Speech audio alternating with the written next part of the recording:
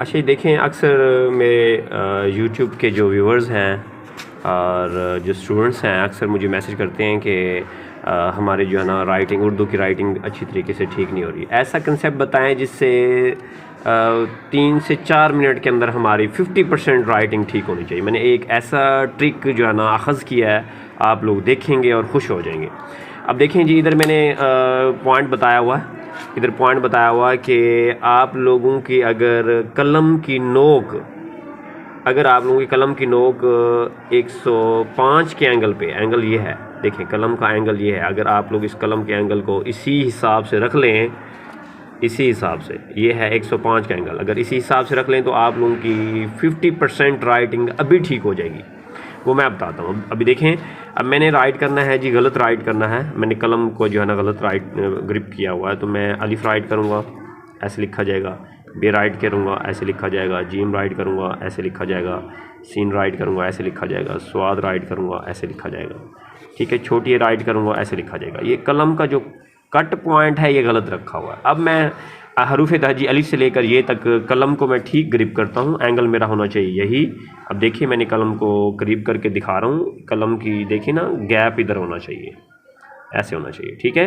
تو اسی طریقے سے آپ لوگوں نے قلم کو ایسے پکڑنا ہے. یہ بیک پہ جو قلم ہے وہ ادھر نہیں ہونی چاہیے، اس جگہ پہ ہونی چاہیے، کیونکہ اس کا اگر یہ سیدھا ہوگا تو آپ قلم کو صحیح طریقے سے نوک 1 اور نوک 2 کو بٹھا کر بولڈ رائٹ کر سکتے ہیں. اس کے بعد آپ لوگوں نے کیا کرنا ہے، اسی اینگل کو گرپ کرتے ہوئے آپ دیکھیں گے ہم رائٹ کریں گے الف. اسی اینگل سے الف رائٹ کرنا ہے. ٹھیک ہے. قریب کر کے دکھا رہا ہوں. اس کے بعد میں نے رائٹ کیا جی مد، اسی اینگل سے موو نہیں کیا. اس کے بعد میں نے رائٹ کرنا ہے جی بڑا بے.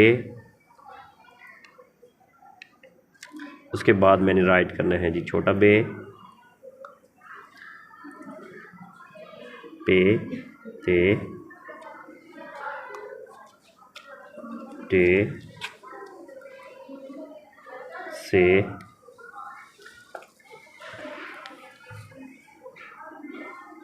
جیم چے ہے خے، یہ قریب ہو گیا سب. سین، اور یہ شین بھی ہو گیا، اور یہ سواد بھی ہو گیا. آئین، قائن.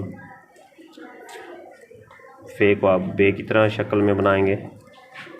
اس کی گردن ٹھیک ہونی چاہیے. کاف، کیاف کا الف بنائیں، پھر بے بنائیں. لام، میم، نون، واو، اے، حمزہ، چھوٹی اے، بڑی اے. اب یہاں پر سمجھانے اور بتانے کا مقصد یہ ہے کہ سارے حروف میں نے رائٹ کیے ہیں لیکن اینگل میرا سیم رہا ہے. یہ اینگل رہا ہے جس سے میں الف رائٹ کر رہا ہوں. اسی اینگل سے میں نے سارے حروف رائٹ کیے. اگر اس اینگل کو میں ٹیڑھا کروں گا، غلط کروں گا، تو میرے حروف سارے کے سارے ٹھیک نہیں بلکہ غلط رائٹ ہونا شروع ہو جائیں گے. اگر اسٹوڈنٹ جو ہے نا وہ 5 کلاس کا ہے یا 12 کلاس کا ہے یا 10th کلاس کا ہے یا 9th کلاس کا ہے، اس کو قلم کی نوک کے اوپر فوکس کرنا چاہیے. قلم جو کٹ پوائنٹ ہوتا ہے، کیونکہ ہمارا جو پیپر کی اٹیمپٹیشن ہے، بورڈ کے پیپر کی اٹیمپٹیشن ہے، وہ ہوتی ہے مارکر سے زیادہ اچھی طریقے سے دیکھی جاتی ہے. پین سے کیونکہ بچے کے پاس ٹائم نہیں ہوتا، اسپیڈ سے رائٹ کرنا ہوتا ہے، تو اسٹوڈنٹ کو چاہیے کہ مارکر کی جو ہیڈنگ ہے، پیپر کی جو ہیڈنگ ہے، وہ کیا کرے، مارکر سے اسی اینگل کو گرپ کرتے ہوئے کرے. اگر کوئی بھی رائٹ کرنا ہے، ایگزامپل رائٹ کرنا ہے سپیریئر، تو وہ لکھنے کا انداز الگ ہے، لیکن اگر اس نے قلم ہی صحیح نہیں پکڑا ہوا تو وہ کیسے صحیح رائٹ کر سکتا ہے.